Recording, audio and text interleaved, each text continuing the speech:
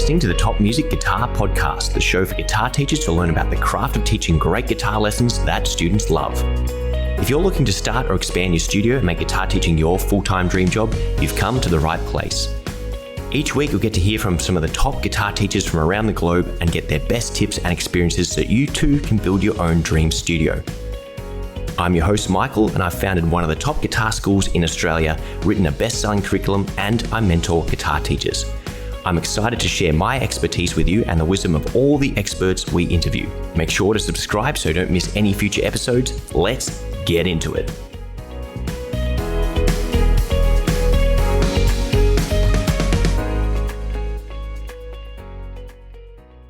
Hello and welcome to another episode of the Top Music Guitar Teaching Podcast. As always, I've got a real treat, and today is going to be no exception.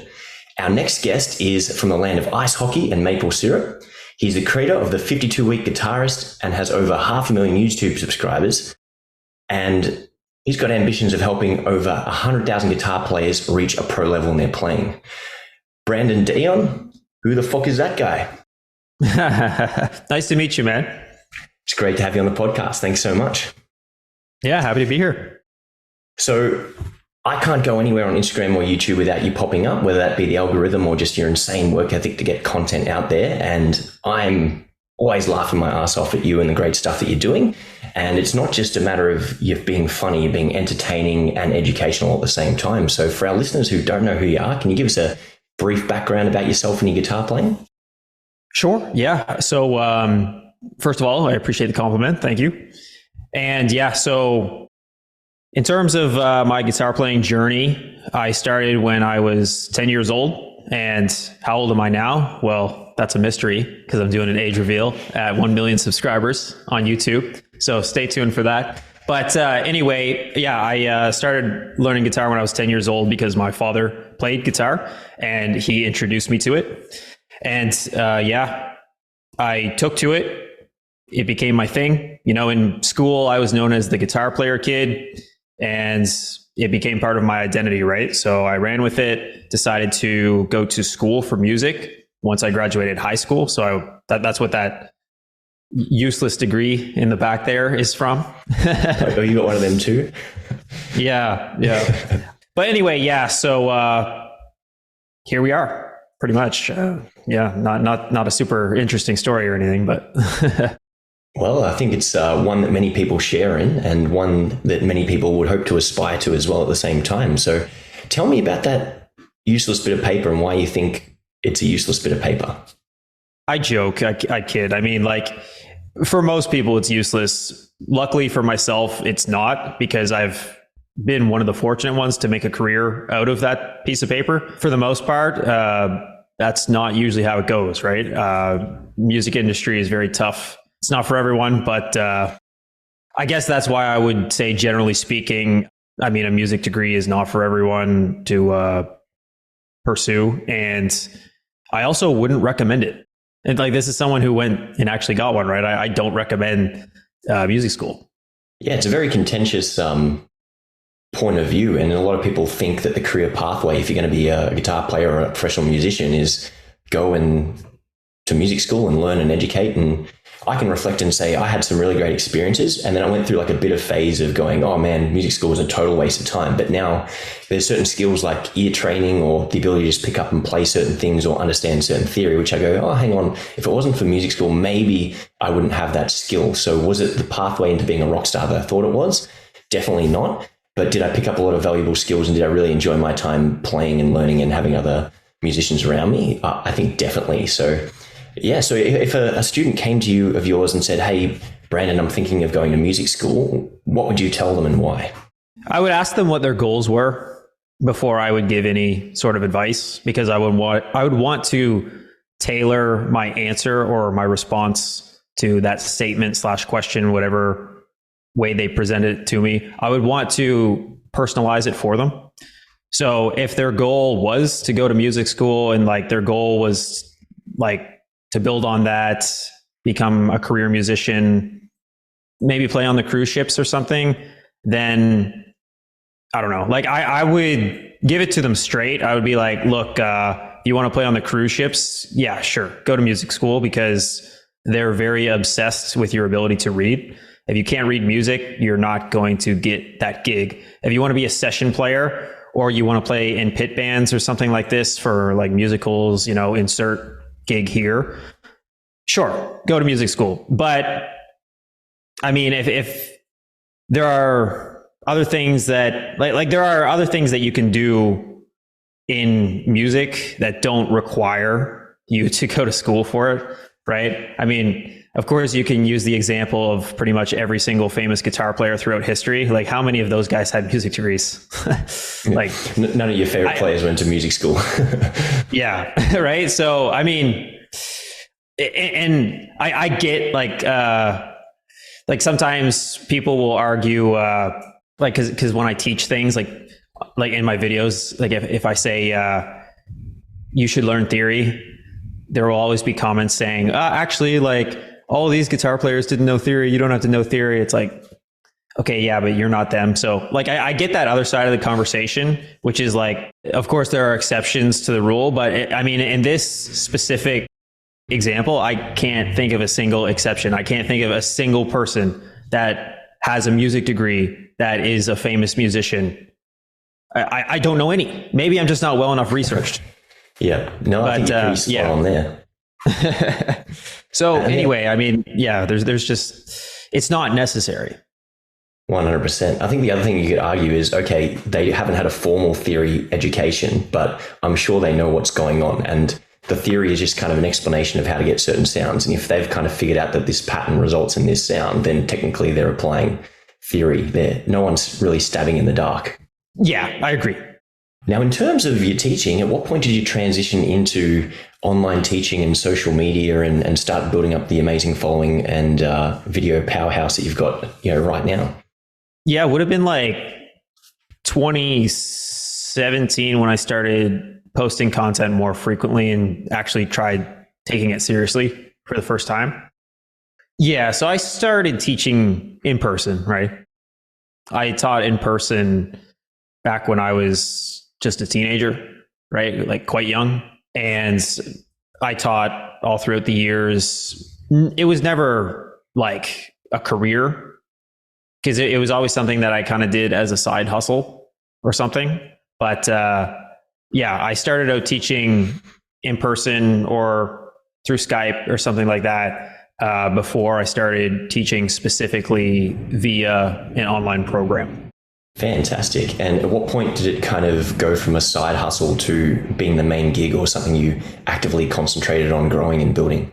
When I realized that having 100,000 followers did not make me any money at all, that's when I realized that I needed to find a way to actually monetize because like what's the point? Like what's the point in just sharing all this content online and building an audience if I have to go work at Coca-Cola, which I did, because that's where I worked during that time, right? So yeah, it was around like 2019 when I started, like 2019 is when I launched 52 Week Guitar Player. And it did quite well the first weekend. I was surprised. I had never made that much money in my entire life in that short of amount of time. And that's when I realized it didn't make sense to continue going to work for Coke. Well, it's fun. I don't want to get into like my entire history, but I actually later worked for Pepsi. Like I got poached. Anyway, so like I ended up quitting my job at Pepsi to pursue 52 Week Guitar Player full time because I could just have conversations with people on Instagram through the DMs. And if one of those people ended up purchasing the program, I would make double what I would have normally made for an 8-hour shift, right? So it made a lot of sense to just get rid of the job at that point. It was never like a big moment for me to quit my job because I was only ever working part-time because I knew that I didn't want to work for anyone. Yeah, I know some people it's like a big deal to quit their job. It wasn't for me. Yeah. So it was just a matter of, okay, now I can make more money doing this. There's no reason to spend 20 hours a week in this place when I could make 4 or 5 sales and achieve the same thing. Exactly. Yeah. Fantastic. Now, I do definitely want to get more onto the 52 Week Guitar Player course that you've got. But talking about your videos, one thing that stands out is you're not afraid to be controversial. You're not afraid to communicate harsh truths to your audience and even outright bully them. So what are some of the lessons that no one wants to hear, but everyone needs to hear, that you sort of come across as your time teaching guitar? Students specifically, so like guitar students? Yeah. Yeah, okay. The first thing is just you guys focus on too much shit, because like people can't improve on the instrument because they are too distracted, period. That's it. I'll tell you a story. So there was a student who enrolled in 52-week guitar player not long ago, and he refunded. We offer a 90-day refund policy. So, he had a big window to refund that he took advantage of. And his reason for refunding was he had adopted a litter of puppies. I don't know how many puppies were in this group, but this is why he refunded, because the puppies were taking up too much of his time and he couldn't designate any time to guitar at this point because the motherfucking puppies took too much of his time. Right? Like, are you serious? Yeah. Really?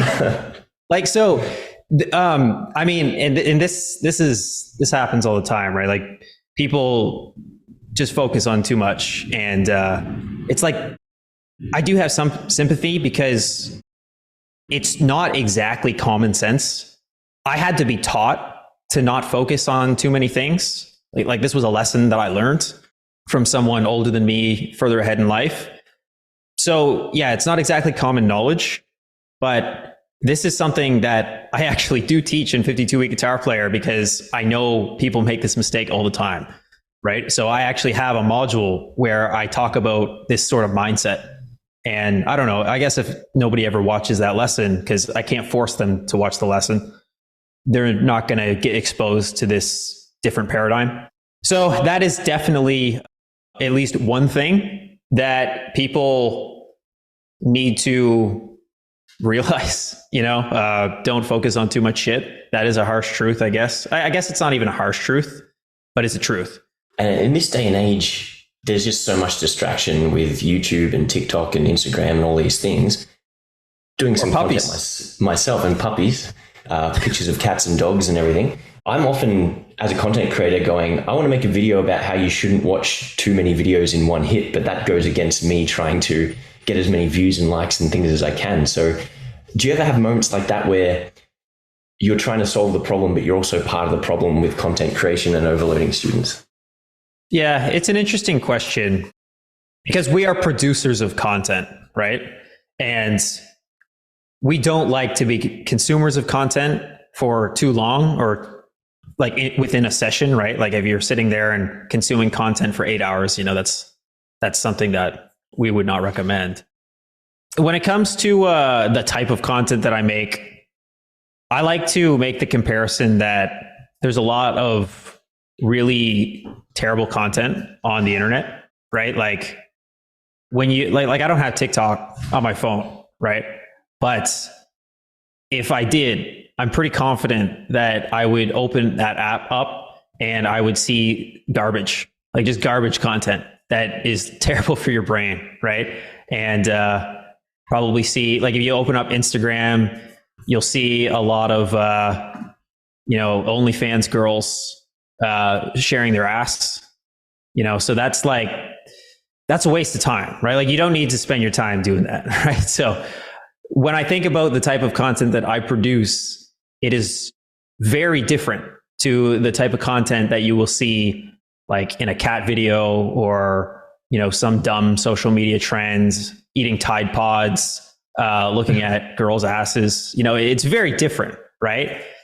When you consume my content, hopefully it stimulates some part of your brain, right? Hopefully it motivates you. Hopefully it entertains you, and hopefully it teaches you something, right? So these are my goals as a content creator. So if someone is spending a lot of time on content, but they're consuming content that is actually productive, which I would classify most of my content as, then there's not so much of a problem with it, as long as they're still not doing it for like 2 hours at a time. Like an hour is probably good. Like if you're having supper and you want to consume some content, watch some YouTube, sure, I do that every day, right? So it's fine, I think.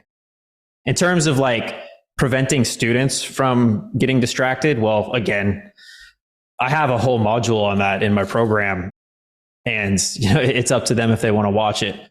We do have live streams, and we talk on those live streams. And if I find out that they're too distracted, I'll point it out.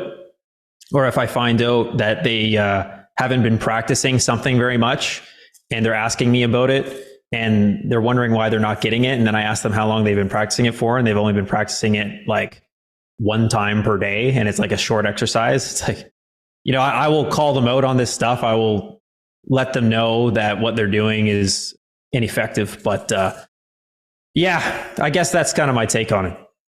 Fantastic. And I think so many people just completely underestimate how much effort goes into learning guitar. And again, if you've got 10 units of time and you're trying to water 20 different plants, you can only water each one a little bit. But if you can narrow down your focus and put all of your time and effort and energy into only a handful of things, you get good at them really, really quickly. 100%. Yeah. And it's like I said earlier, like I actually don't believe that lesson is common sense, unfortunately. If you're listening to this podcast right now, then you have learned that lesson. I mean, then I suppose it's up to you whether or not you want to trust my or Mike's credibility to apply that to your own life. But I would recommend it. Now, I know the focus is instantly transferable to every area of life and every venture, but are there any harsh truths for guitar teachers that they need to hear, guitar teachers or online content creators? Harsh truths. Okay, so there's like two parts to that question. So let's start with guitar teachers. Are there any harsh truths that guitar teachers need to hear? Okay, so when I think about this, I think about like a guitar teacher who has an in-person studio sort of thing. I mean, maybe they're also doing some one-on-one lessons over Zoom or something like that. But when I think about harsh truths that they need to hear, it's when you are not prepared for the lesson, the student knows, right? So this is something that I actually use as a selling point for my program. If the student walks into the lesson and you say, what do you want to do today? And that's kind of it. Like that's how most lessons go. Yeah, I just think that is giving the student too much direction when in the earlier stages, they actually need to be led more. So I guess it depends who you ask, because I mean, if some students are led, they might be led with something that they're not interested in, and then they might be more likely to quit, right? But I mean, there are some things that are foundational, I think, that should be taught, right? Like playing in time with a metronome. I was not taught that when I was a young lad going to guitar lessons, right?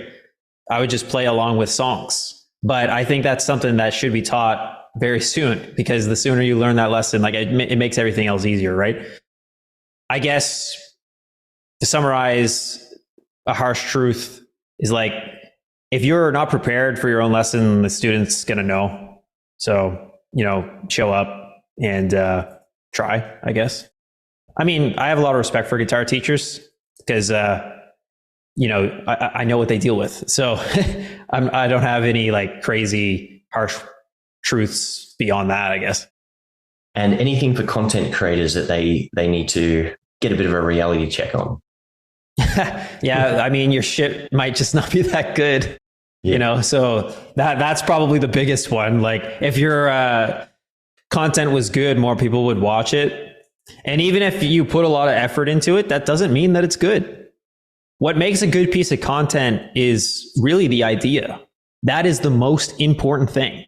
Because if you have a video that is not an interesting idea, but you put a lot of time and effort and production into, well, if nobody is interested in that idea, it doesn't matter.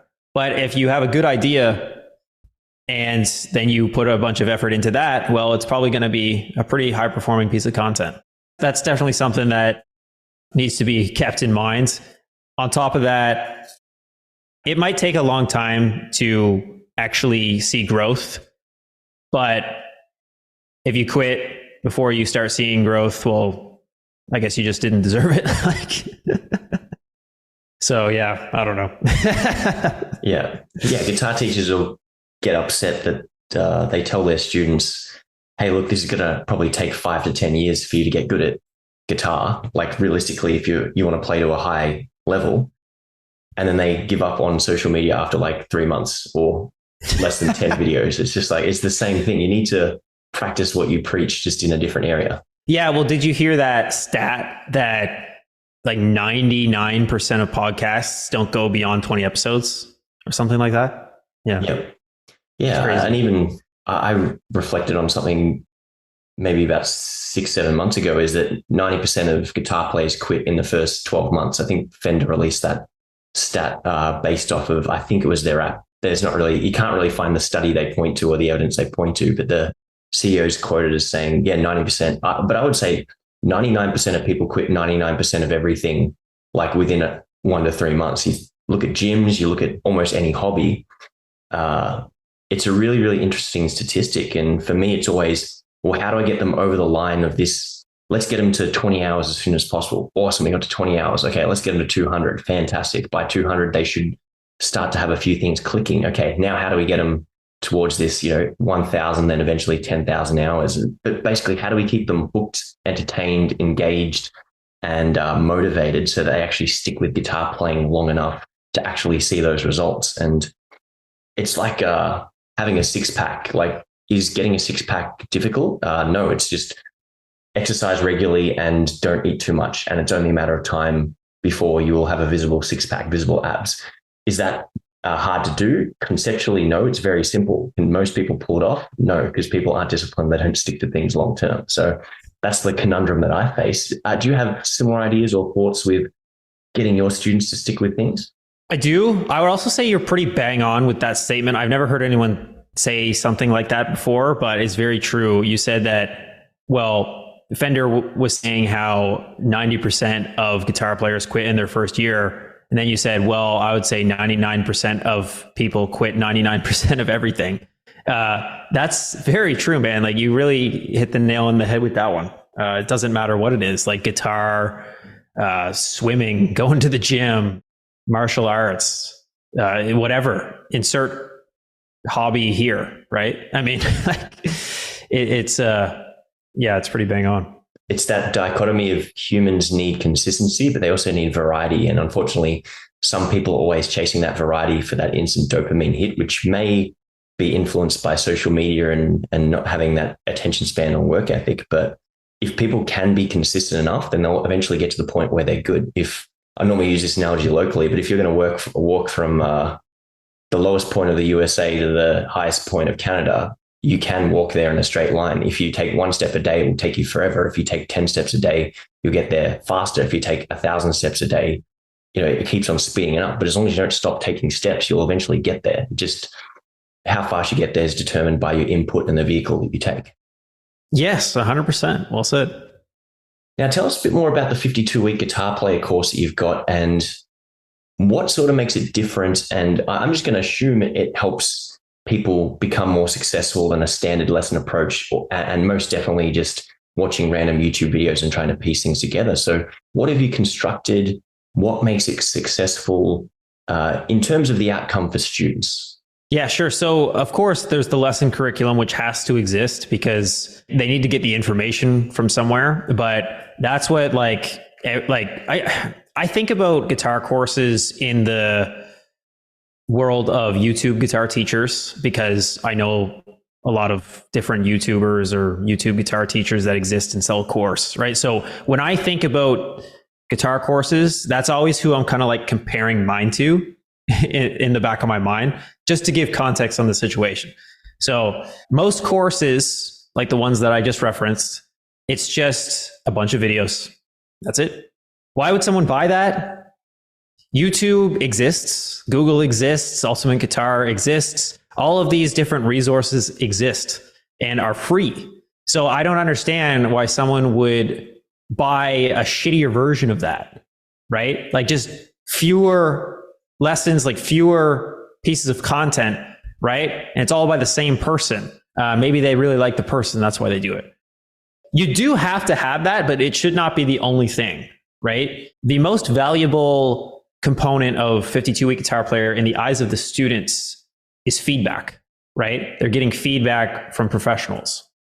We also hold them accountable, which is something that you wouldn't get with, well, I mean, you might get it with a in-person teacher, but you definitely don't get it with online guitar programs. I've not seen another one where they hold students accountable, right?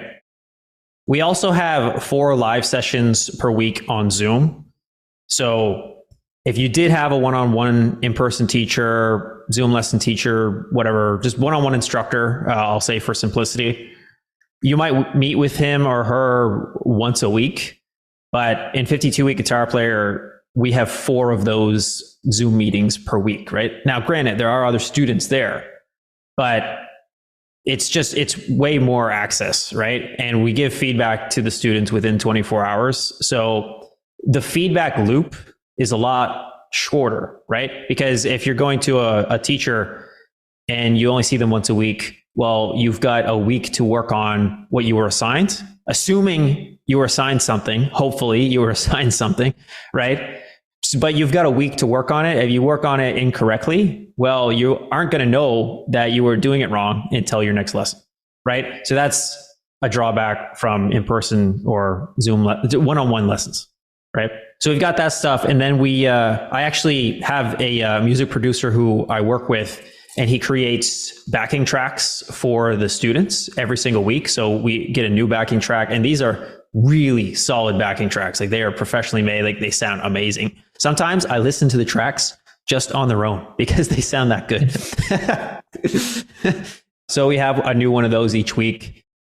When you blend all this stuff together, there's live interaction with pros, there's feedback, accountability, a lesson curriculum to follow, backing tracks to practice your improv over. You can get roasted by us. It's a good ecosystem for someone who's actually serious about becoming a better player.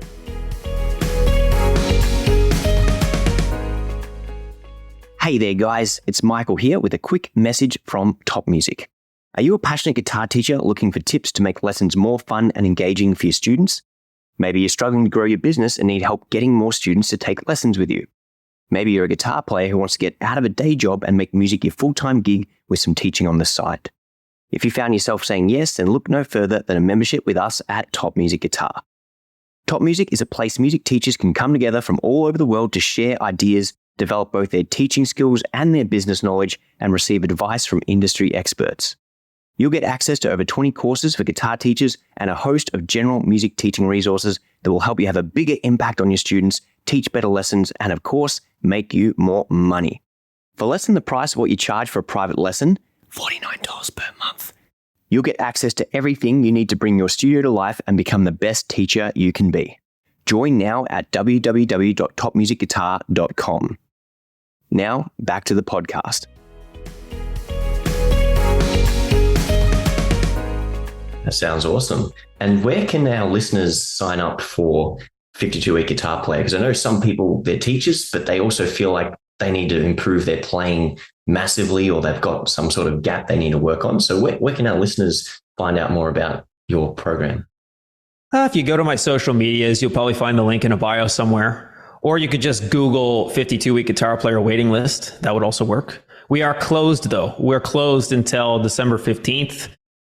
We open to people on the waiting list on December 12th, but we only accept 100 students as well. We closed the program because just right now, we don't have the infrastructure to take on more than 100 students per cohort, because if we were to do that, it would diminish the value for each additional student, right? If there were like 200 and we only have X amount of instructors, well, it just means that those existing instructors are going to be stretched more thin to accommodate all the students, right? This is the reason we only take 100 per cohort right now. That may change in the future, but that is the situation for now. And as I said, just Google it, go to my socials. You'll probably find a link somewhere. I find it interesting that you sort of have like quarterly open dates. Is it like a 12-month program or a rolling quarterly start? And do you find it it makes people more keen that they have to wait to join, or does it sort of limit the amount of people you can take on? Yeah. So for starters, they do have access for 12 months. And of course, it's a hype thing, right? People hear about the program, they can't join it. Then they get on the waiting list. And then when they're on the waiting list, I'll send them emails, just, hyping up the program, right? As anyone who has a product does. And then by the time we finally open, they are excited to join, and they join, and then we close off again, and the cycle repeats. So that's pretty much it. Fantastic. No, it definitely sounds really, really awesome. And I guess it almost has a feel like it's almost like an online university where, you can only drop in once a year or once every 6 months mid-year intakes. So if you want it, you kind of really have to pull the trigger and take advantage, so you don't have to wait another 3 months or 6 months to get in the next uptake. Yes, sir. 100%. Now, do you find that most of these people, because it's obviously not, I wouldn't think you're targeting it at beginners. Does it start at the very fundamentals, or is it more for intermediate and advanced players? I definitely recommend it more toward intermediate players and even advanced players, because, advanced players might be advanced, but they're still not professional, right? So there's still a gap there, right? And a lot of advanced players don't go to music school. So, there's still a lot to be taught to advanced players. But yeah, I don't recommend it to beginners, because it's just, a beginner would find it kind of fast paced. Like, I do cover some beginner concepts in the beginning, just to say that they're covered, and, have them in there just in case. Right. But most of the people I've just noticed throughout the years that were interested in the program, at least self-identified as intermediate. So that's why when I market the program, I market it toward intermediate players, because they're just the ones historically that have been interested in it. Do you find that because they've gotten through that, they're not in that 90% of people that quit in the first year, they are also committed, and they're more likely to be on the long-term trajectory as well? Yeah, it depends on the person, but I would say, like, I don't have the numbers on other people's, student success rate or anything like that inside of their guitar courses. And I know a lot of other online guitar teachers, but I would think that someone who commits to 52-week guitar player is more disciplined, I would think, because it's a lot more expensive. And if they don't do it, they wasted a lot of money. And also, when you think about the name of the program, 52-week guitar player, it implies it's not overnight, right? So I would hope and I would think that they are longer term thinkers than someone who would buy a course that was marketed to them on the premise of them hating scales. Oh, you don't need to learn scales. Just learn this simple trick and we'll teach you how to solo in 5 minutes. It's just garbage. Yeah. And I'm assuming there's a mix of music theory, creativity. And I think creativity is something that's, I noticed you've mentioned a lot of it. I think you've said, yeah, technique's cool. I'm paraphrasing you here. Technique's cool, but it's nowhere near as good as being able to improvise freely or be creative or have a really nice sound. So why do you think creativity is something that's really lacking in guitar education? And is it something, or how do you go about teaching creativity within your course and your students? Yeah, what makes it difficult is the fact that it can't really be measured. Because if you think about increasing your speed, like that's a technique thing, right? You can put on the metronome and you can practice an exercise at, say, 100 BPM. Do it every day for a week, and maybe you'll be at 107 BPM by the end of the week, something like that. It's very easy to measure, but how do you measure your creativity? It's very difficult, right? And I think that people struggle with it because they don't put in the work, right? I heard something that the other day that I thought was quite powerful. It's like, amateurs wait to be inspired, professionals sit down and get to work, right? So like if you're writing music, for example, yeah, sure, you could wait to get inspired, but if you're more serious about it, you're just going to sit down and get to work regardless of whether or not you feel inspired, right? So what it comes down to is reps, right? So it's also difficult because, like, you know, the whole point of this point that I'm making is people, yeah, they don't work on it. They have to wait to be inspired, which means they're not putting in reps. And it's not so hard if you put in the reps, right? Like if you write a song a day or something like that, or a chord progression a day, or, I mean, something along those lines, it will become easier with time, right? It's just, yeah, it's difficult because it's not intuitive. Yeah. And I think a lot of people think creativity is this magical thing you either have or you don't, and they don't realize that it is something you can train and work on. And yeah, some people just intuitively do have a more creative personality. Other people, you go, okay, this person has this magical gift, but maybe they started 5 years, 10 years earlier than you. I see that from like both perspectives. But your point about, can you say that quote one more time about waiting for inspiration versus getting to work? Amateurs wait to be inspired. Professionals sit down and get to work. I have so many people in my in-person studio go, oh, I just want to try guitar out and see if I like it. And I'm like, okay, this person's going to last 3 months.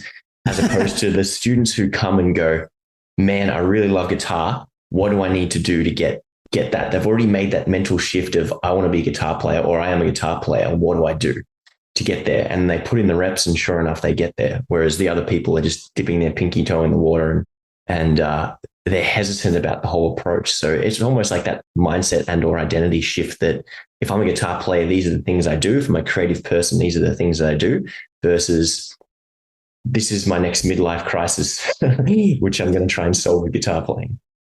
Yeah. And, you know, I think a really good indicator of whether or not they're going to continue learning guitar as well is the question, how many famous guitar players can you name? I got a lot of shit for this because I created a video and I said that guitar might not be for you if, and this was one of the reasons. This was like, if you can't name any famous guitar players, guitar may not really be for you, right? And I don't mean that like you have to like if you're a guitar player out there and you can't name 5 famous guitar players, I'm not saying yet you need to go quit, but you're not going to progress like someone who can do that, right? Yeah. Oh, you're wearing a Nirvana shirt. Name me 3 songs.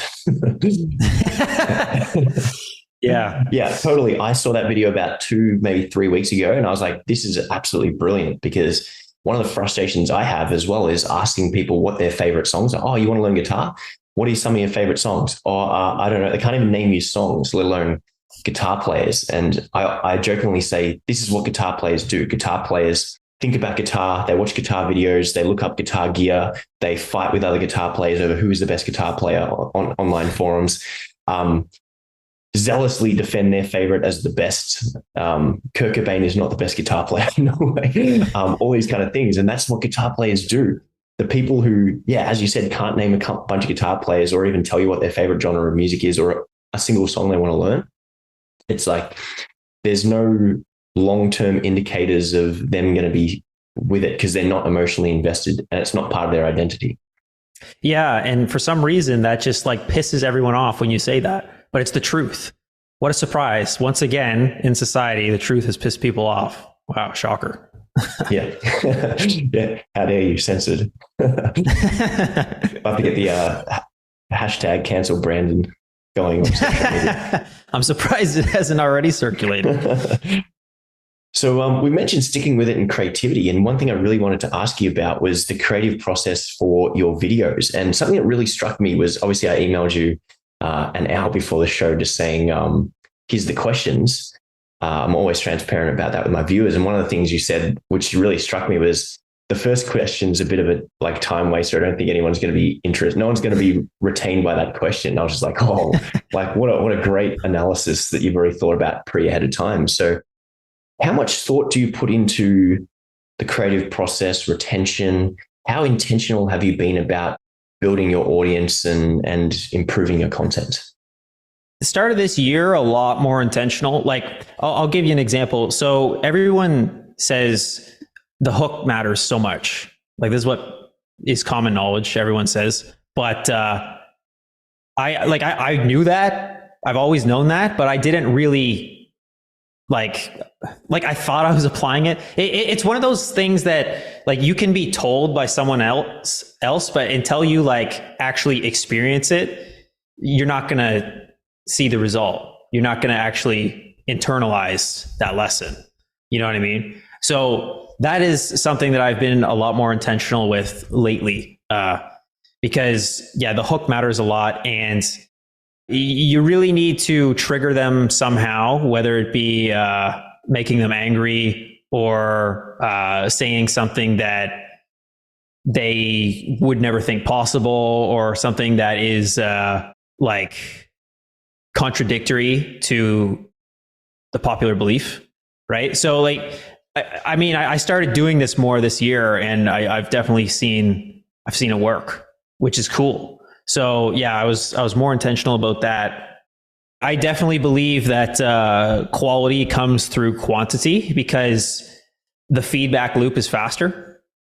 So I put out a lot more videos than I did in a long time.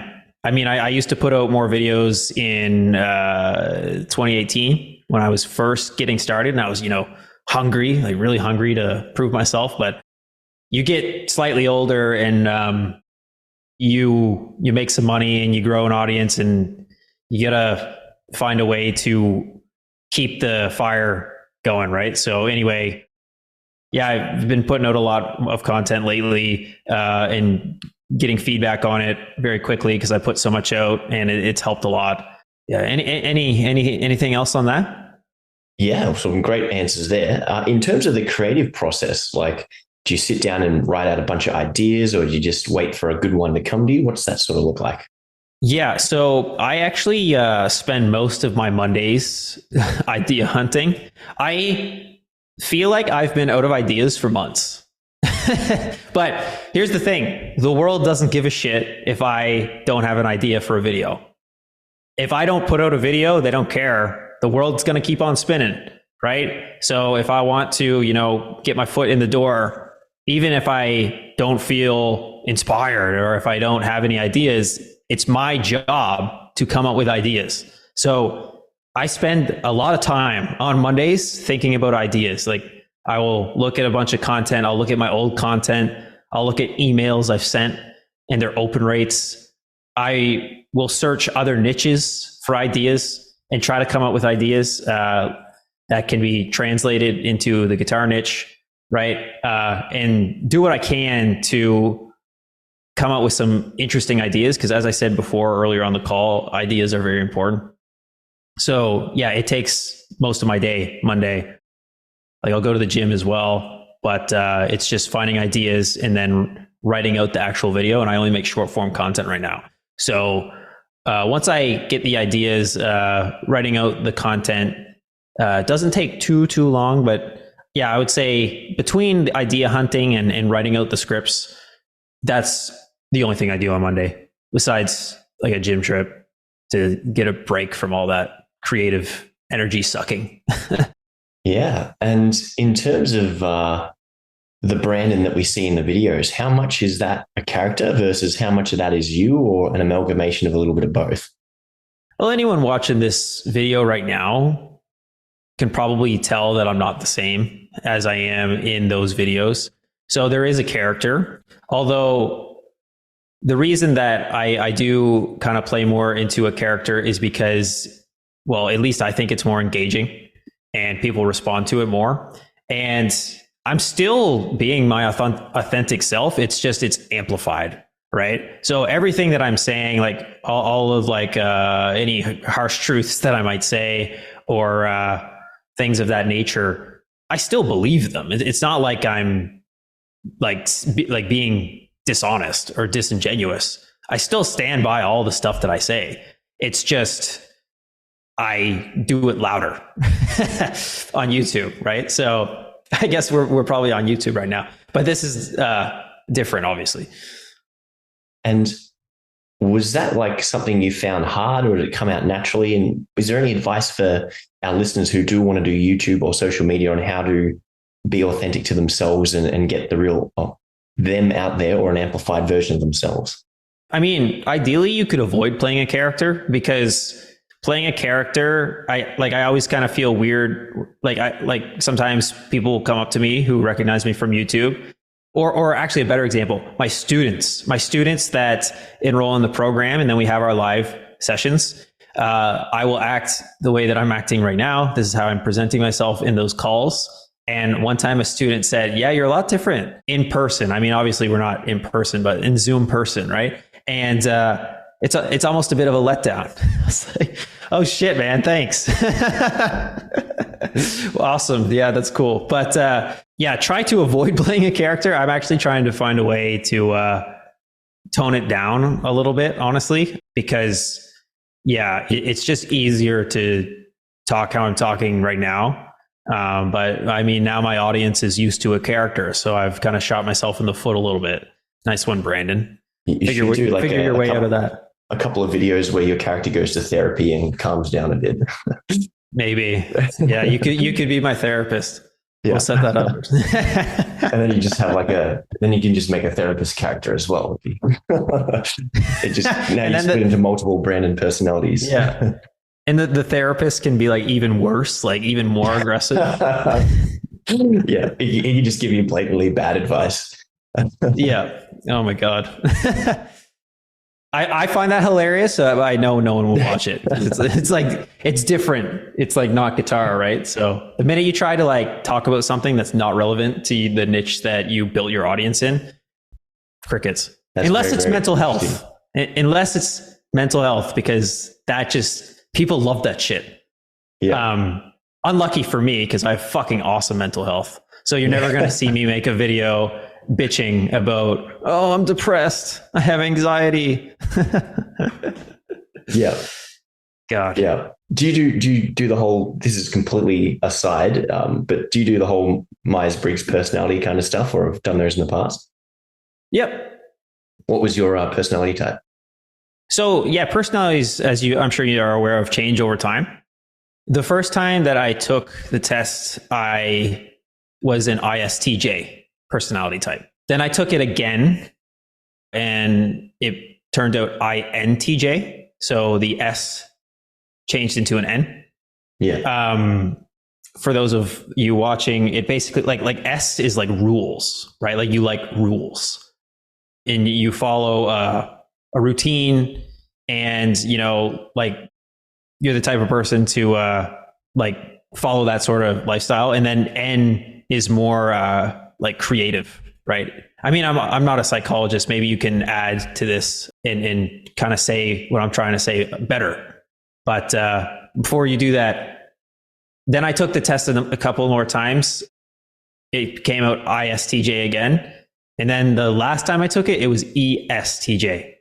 So slightly more extroverted. And it was all like, I was always like 48-52 introverted, which is what the I stands for. And then the E stands for in the test. But yeah. Yeah, that's interesting. I'm ENTJ. I've had that. I remember in high school, someone came to our school for like a leadership thing, because I was always included in those kind of roles in high school. And I always got ENTJ, the commander, and it's pretty much always been the same, but it's been 51% introverted versus extroverted. So it's just like very comfortable in front of a crowd or by myself doing my own thing. But yeah, I think going into the mental health thing, I've always found it difficult to understand why people aren't motivated all the time, or aren't go-getters, or don't want to do it, and have a complete like lack of empathy to the point where, yeah, we're going off on a tangent here, but I don't know if that's something you've struggled with, or like, where does this drive come? Because obviously not everyone can aspire to have this great work ethic or really good health. Is that just something that you've always had, or something you've worked on, or a big mix of everything? Yeah. The thing about mental health is like, I know it's a touchy subject, but and it might be like controversial to say this, but I think a lot of it has to do with what you think, and you're kind of in your own head about it. Like if you have anxiety, like I think about the people I know in real life who say they have mental health problems, and I just know that if they change their thinking, that they could solve the problem. Because, like, you don't have anxiety, like if you had a like good childhood and like I don't know, man. Like, I'm obviously not a professional or anything, but like just from what I've seen and observed of human behavior, it's a lot of the time it's just people that are victim to their own beliefs and thoughts. But I've never personally struggled with it. So yeah, who am I to say this stuff? But like when I was in the fifth grade, I got bullied a little bit, and like that made me sad. But a period of sadness is not the same as depression, right? So, I mean, my entire adult life has been amazing. Like I don't know why I am the way that I am. I'm a pretty small guy. So like my dimensions are 5'8", and then I weigh 140 pounds. Now I know in Aussie land, you guys measure weight in kg, and for height, it's probably centimeters, I would guess. Yeah, I think colloquially we use feet because, girls want a 6 foot tall guy worldwide. Yeah. That seems pretty. So we use feet, I think, for height and centimeters, but I didn't know Canada didn't use the same system. I thought just being from the British heritage, it was the same. Yeah, it's very strange because we are metric for units of distance, like kilometers per hour, or how many kilometers away is that? And we are metric in like volume. It's a 500 ml bottle of water, right? But everyone's imperial when it comes to weight and height. So anyway, it's kind of strange. But the reason that I bring this up is because I was always a very small child, and like, as a man, like you don't want to be small, you want to be big. So have I felt the need to like compensate for my small stature through my accomplishments? Maybe that's why I am the way I am, or at least one of the reasons. Yeah. I mean, I heard a great quote saying like, do you think Floyd Mayweather gives a shit that he's like 5'5" or whatever? And it's not just be the biggest, best you can because you can't change your height. Yeah, totally. Right. So, I mean, I'm very comfortable with my physical appearance and my height and my weight. I'm comfortable with all that stuff. Although when I was younger, I did used to wish I was taller. I used to wish that I was bigger. But now, I don't give a shit. I don't think Floyd does either. Yeah. Very interesting tangent there. But to get on track with my final question today, what tips do you have for those listeners who do want to go into online teaching in terms of how they can build an audience, how they can find students, and obviously make sales and convert better online? So trust is becoming a more and more scarce thing in modern internet culture. So trust is something that you need to establish and hold on to very closely, because it's more saturated now than it has ever been. And 6 months from now, it's going to be more saturated. A year from now, it's going to be even more, right? So the people that stand out will need to be trustworthy. And honestly, you'll need to be entertaining as well. You like not be boring. You'll need to be helpful, like genuinely helpful, and you'll need to have good information and all of this stuff. Like the skill stack is increasing, right? So it's getting harder and harder. So now is the best time to start. Well, actually, like 10 years ago would have been the best time to start, but now is the second best time to start, right? So you can cry and complain about it, or you can just accept it and move forward. So that's something that I would say. And another piece of advice I might give is don't be afraid to tell the audience like your best stuff. Like, don't be afraid to share your secrets, because what they will take from that is your shit, and then they will want to work closer with you when they see what you know, and because they'll want you to help them with their own situation, right? So those are definitely a couple things that I would throw a future content creator's way when it comes to advice. Some fantastic advice there. And the last little thing I wanted to ask you about was this Sexy AF track pack you've got coming out. I think you might have hinted about that before, but can you tell us a little bit more about that? Sure. Yeah. Yeah. So earlier on the call here, I was talking about the music producer that I work with, and, he creates some really great tracks. And what I've decided to do is take a bunch of these tracks and just turn them into a track pack. There's going to be 27, and these tracks are so amazing. I listen to them with nothing else, just for fun, because I genuinely like them that much. And in early February, I'm going to finally launch this product.